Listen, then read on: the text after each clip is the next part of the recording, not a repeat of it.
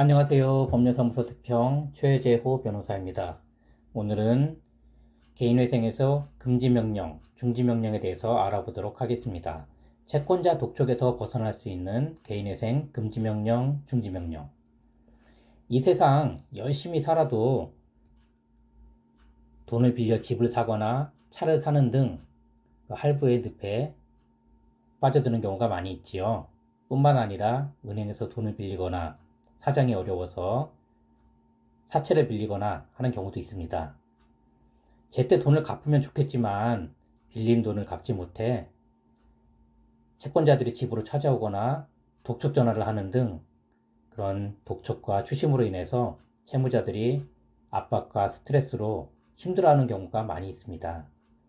그런 분들을 위해서 개인 회생제도를 통해 채권자들의 독촉에서 벗어나 안전하게 채무를 해결할 방안을 알려드리려고 합니다. 먼저 개인 회생이란 무엇인가?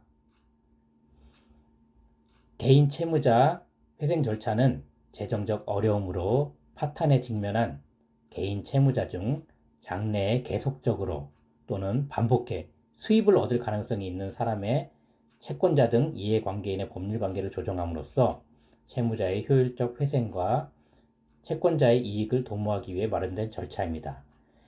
즉 회생이라는 것은 일단 간단히 말씀드리면은 수입이 있어야 됩니다. 가장 기본적으로. 그 다음에 재산보다 채무가 많아야 되는 것이고, 여러 가지 이제 요건이 있지만 지금은 이 두 가지만 일단 알고 계시면 좋을 것 같아요.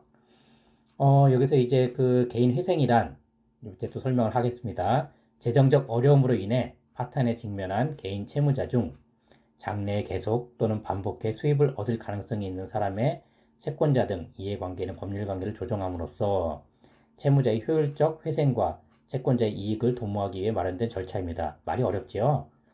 그러니까 개인 회생 제도는 국가에서 운영하는 제도로 법원을 통해 신청하는 제도입니다. 그 위에서 아까 설명드렸지만 그 수입이 있어야 되고 채무가 있어야 되고 그 다음에 청산가치 원칙이라는 게 있는데요. 그거는 나중에 또 자세하게 설명할 기회가 있으면 설명드리도록 하겠습니다.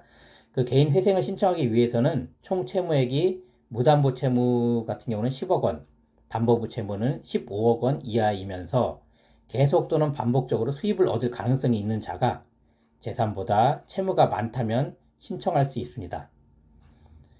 또한 개인 회생 제도는 3년 또는 5년간 일정한 금액을 변제하면서 채무를 모두 변제하면 갚지 못한 나머지 채무에 대해 면책을 받을 수 있습니다. 이게 3년, 5년 동안에 그 변제 계획안이라는 것이 있는데 그것을 통해 가지고 그 인정된 그 이제 변제 계획에 따라 가지고 채무금을 일부를 이제 변제를 하게 되면은 나머지 부분에 대해서는 그 면책이 된다는 것입니다. 개인회생에서 금지명령, 중지명령은 무엇인가? 이거 저희 사무실에서 이제 얻은 그런 결정문인데요. 간단히 한번 살펴보도록 하겠습니다. 그 청주지방법원 결정이네요. 개인회생.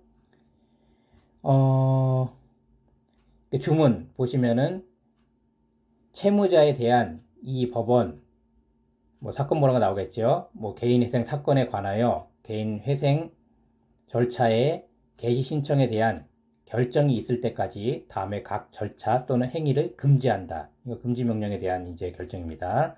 1. 개인 회생 채권에 기하여 채무자 소유의 유체동산과 채무자가 사용자로부터 매월 지급받을 급료, 제수당, 상여금, 기타 명목의 급여 및 퇴직금에 대하여 하는 강제 집행, 가압류 또는 가처분.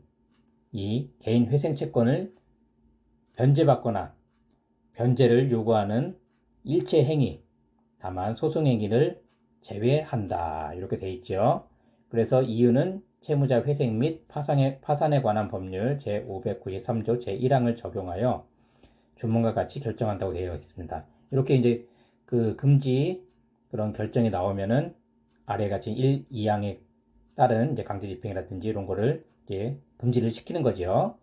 그 다음에 이제 중지 그 이제 결정에 대해서 보겠습니다. 쭉 내려오시면 이건 대전지방법원에서 결정을 한 건데요. 주문, 채무자에 대한 파산 선고가 있을 때까지 채무자 소유의 별지 목록 기재 재산에 대하여 땡땡 지방법원 땡땡 지원 집행관이 한 땡땡호 동산 압류 절차를 중지한다. 이유는 이 사건 신청은 이유가 있으므로 채무자 회생 및 파산에 관한 법률 제383조 제8항을 적용하여 주문과 같이 결정한다. 중지 그런 결정 같은 경우는 이미 이제 동산 압류가 이제 진행이 된 거지요. 동산 압류가 진행이 된 거를 이제 중지를 시켜가지고 이제 멈추게 하는 그런 절차입니다. 결정을 받은 거죠. 이제 밑에서 이제 살펴보겠습니다. 금지 명령이란 채무자에게 돈을 갚으라고 채권자가 독촉행위와 급여, 퇴직금 등 압류나 가압류와 같은 행위를 하지 말라고 법원에서 금지시키는 명령으로 금지 명령을 받은 채권자는 모든 채권 추심 행위를 금지해야 합니다.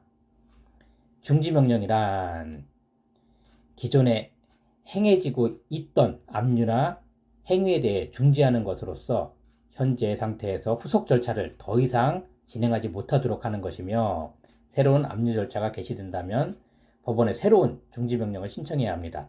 금지라는 것은 이제 아직 뭐 압류라든지 그런 게 진행되지 않았는데 미리 이제 금지시켜 달라 하는 거고요. 중지 명령이라는 것은 이미 진행된 거를 이제 멈춰 달라 이렇게 하는 거지요. 금지 명령, 중지 명령 신청한다고 모두 받아들여지지는 않습니다. 1년 이내에 최근 채무가 총 채무액에서 차지하는 비중이 높은 경우. 2. 주식 또는 도박 등으로 인한 채무일 경우. 3. 개인 회생을 재신청하는 경우에 해당하는 경우. 이런 경우에는 금지명령, 중지명령이 기각될 수 있습니다. 이게 무슨 뭐 금지명령, 중지명령이 기각되더라도 그 개인 회생, 이게 기각되는 건 아니기 때문에 개인 회생 절차가 진행돼서 개시 인가를 받으면은 이제 똑같은 효과를 누릴 수가 있지요. 그렇다면 금지명령, 중지명령이 기각된다면 금지명령, 중지명령이 기각된다면 어떻게 할까요? 첫 번째로는 금지명령, 중지명령을 재신청해 보는 것입니다. 이때 적극적으로 기각이 부당하다는 소명을 해야겠지요. 두 번째로는 개인 회생 절차를 빠르게 진행해서 개시 결정을 받는 방법입니다. 개인 회생 절차를 진행하는 동안 법원의 절차에 빠르게 대응하고 절차가 빨리 끝날 수 있도록 하는 거죠. 그 이유는 개시 결정을 받는 것이 금지 명령과 동일한 효과가 있기 때문입니다. 오늘은 개인 회생, 금지 명령, 중지 명령에 대해 알아보았는데요. 절차를 진행하는 동안 채권자들의 독촉에서 벗어나 안정적으로 채무를 해결할 수 있는 좋은 제도입니다. 개인 회생을 알아보고 계신다면 금지 명령, 중지 명령 잊지 말고 기억해 주세요.